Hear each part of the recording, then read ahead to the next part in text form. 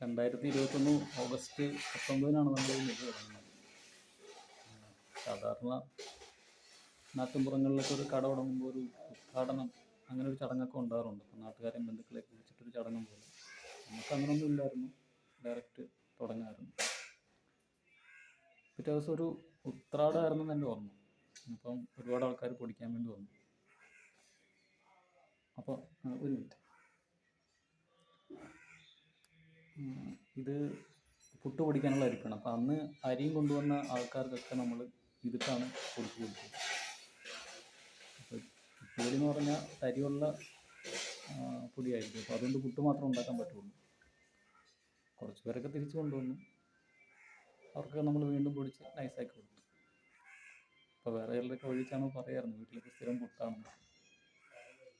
അപ്പോൾ അങ്ങനെ ഒരു ഓർമ്മ തോന്നി, അപ്പോൾ അതൊന്ന് ഷെയർ ചെയ്യാൻ വേണ്ടിയാണ്. ഈ രണ്ടരിപ്പിട്ടാണ് നമ്മളിപ്പോൾ അരി